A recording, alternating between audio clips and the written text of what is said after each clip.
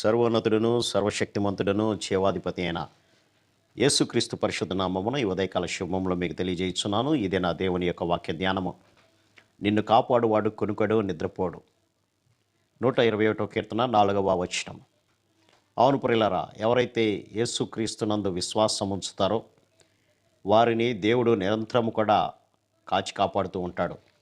ఎందుకంటే ఆయన కునుకడు నిద్రపోయేడు, అనగా ఆయన నిద్రపోయేటువంటి దేవుడు కాదు. ఆయనను లేపవలసినటువంటి అవసరత ఎవరికీ లేదు. ఆయన తన కన్ను దృష్టిని సంవత్సరము మొదలుకొని, ఆది నుంచి మొదలుకొని సంవత్సరంత వరకు కూడా తన కన్ను దృష్టి చేత మనల్ని కాపాడుతూ నడిపిస్తున్నటువంటి దేవుడు. ఆయన తన దూతలకు మన యొక్క క్షేమాన్ని అప్పజెప్పినటువంటి దేవుడు. అందుకనే 91వ కీర్తనలో కూడా మనం గమనిస్తున్నప్పుడు, నీ మార్గమంతట్లో నిన్ను కాపాడుటకు ఆయన నిన్ను గూర్చి తన దూతలకు ఆజ్ఞాపించును. నీ పాదము రాయి తగలకుండా వారు నిన్ను తన చేతుల మీద ఎత్తి పట్టుకొందురు అంటాడు. కాబట్టి అంత భద్రతను, క్షేమాన్ని ప్రభువు ఆయన యందు విశ్వాసులైనటువంటి వారికి ఇస్తూ ఉంటాడు. పిల్లరా, దానియేలు గ్రంథంలో మనం గమనించినప్పుడు అక్కడ నెబుకద్నెజరు అనేటువంటి ఒక రాజు ఒక బంగారు ప్రతిమను చేయించి ఒక మైదానంలో పెట్టాడు. అది 60 అడుగుల ఎత్తు, 60 అడుగుల వెడల్పు ఉన్నది. అప్పుడు బాకా, పిల్లనగ్రోవి, పెద్ద వీణె, సింఫోనీ, వీణె, విపంచిక, సకల విధమైనటువంటి వాయిద్యములు వినబడినప్పుడు ఆ దేశంలో ఉన్నటువంటి సమస్త జనులు ఆ విగ్రహం వైపు చూస్తూ సాష్టాంగ నమస్కారం చేయాలి. ఒకవేళ ఎవరైతే చెయ్యరో అటువంటి వారిని మండుచున్నటువంటి అగ్నిగుండంలో పడవేయబడతారు అనేది రాజాజ్ఞ. కానీ క్రీస్తునందు విశ్వాసం ఉంచినటువంటి షడ్రకు, మేషకు, అబేద్నెగో అనేటువంటి వారు చేతులతో చేయబడినటువంటి, మాటలాడలేని, వినలేని, నడవలేని ఆ యొక్క విగ్రహానికి మేము నమస్కారము చెయ్యము అని తిరస్కరించారు.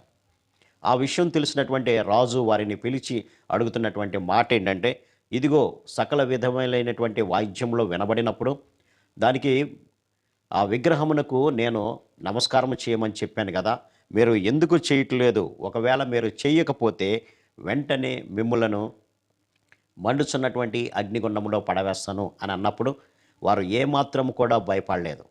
అక్కడ వారు అంటున్నటువంటి మాట, నెబుకద్నెజరు, ఇందుని గురించి నీకు సమాధానం ఇవ్వాల్సినటువంటి అవసరత లేదు. అంతేకాకుండా మేము సేవించుచున్నటువంటి దేవుడు మండుచున్నటువంటి అగ్నిగుండము నుంచి మమ్ములను తప్పించ సమర్థుడు. కాబట్టి నేను మీరు నిలవబెట్టినటువంటి ఆ యొక్క ప్రతిమకు మేము మొక్కము అన్నప్పుడు రాజు బహురౌద్రము కలిగినటువంటి వాడుగా, అత్యాగ్రహము చెందినటువంటి వాడుగా మనం చూడవచ్చు. వెంటనే భటులకు ఆజ్ఞయించాడు. ఆ అగ్నిగుండాన్ని 7 అంతలు చేయండి అన్నారు. 7 అంతల వేడిమి కలిగినటువంటి దానిగా చేసి వారి యొక్క కాళ్ళు, చేతులు కట్టివేసి ఎత్తి పడవేశారు. ఆశ్చర్యంగా చూడగానే వారికి అగ్నిగుండంలో 3 కాదు కానీ 4 కనపడుతున్నారు పిల్లలు. అంతేకాకుండా వారి చేతులు, కాళ్ళకు కట్టివేయబడినటువంటి తాళ్ళు కూడా తెంపబడి వారు స్వేచ్ఛగా ఒక చల్లని వాతావరణంలో నడిచినట్లుగా ఉన్నట్లుగా అక్కడ గమనించవచ్చు. వెంటనే రాజు అడుగుతున్నాడు, ఇదిగో మనము 3 పడవేశాము అన్నప్పుడు అవునంటే, కాదు, 4వ వాళ్ళు కూడా కనపడుతున్నారు నాకు, వారు దేవతల రూపాన్ని పోలినటువంటి వారుగా నాకు కనపడుతున్నారు అని రాజు సాక్ష్యం ఇస్తున్నట్లుగా మనం గమనించవచ్చు. అంతేకాదు కానీ ఎవరైతే ఈ 3 అగ్నిగుండంలో పడవేశారో వారు పడవేయునంతలోనే ఆ యొక్క అగ్ని జ్వాలలకు వారు కాలిపోయినట్లుగా మనం గమనించవచ్చు. కానీ దేవుడు తన యొక్క దూతను పంపి ఈ 3 కూడా క్షేమకరమైనటువంటి ప్రదేశంలో ప్రభువు వారిని ఉంచినట్లుగా మనం గమనించవచ్చు. అప్పుడు అంటున్నటువంటి మాట, ఇదిగో ఈ విధంగా దూతల చేత క్షేమంగా కాచి కాపాడబడినటువంటి ఇటువంటి దేవుడు ఇంకెవరు కూడా లేరు. కాబట్టి యెహోవాయే దేవుడు. ఒకవేళ ఎవరైనా షడ్రకు, మేషకు, అబేద్నెగో అనేటువంటి వారి దేవుణ్ణి దూషిస్తాడో వాడు తుత్తునీయులుగా చేయబడతాడు అనేటువంటి శాసనాన్ని రాజు ప్రకటించినట్లుగా మనం గమనించవచ్చు. కాబట్టి దేవుడు తన యొక్క బిడ్డలను వదిలిపెట్టేటువంటి వాడు కాదు, కానీ వారి చుట్టూ కూడా క్షేమాన్ని దయచేసేటువంటి వాడు. తన దూతలను పంపి వారి చుట్టూ కూడా కాపాడేటువంటి వాడుగా ఉంటున్నాడు. ఒకవేళ నీవు ఇంకా ఆయనను ఆశ్రయించకపోతే, ఆ భద్రతను నీవు పొందుకోకపోతే ప్రభు మనతో మాట్లాడుతున్నాడు. ఇదిగో నిన్ను కాపాడేవాడను నేనే, నేను కొనుకను నిద్రపోవను అనే వాగ్దానం చేస్తున్నాడు. కాబట్టి ఇది నా మాటల ద్వారా దేవుని యందు విశ్వాసం ఉంచుదాం, ఆయన యొక్క కాపుదలను మనం పొందుకుందాం.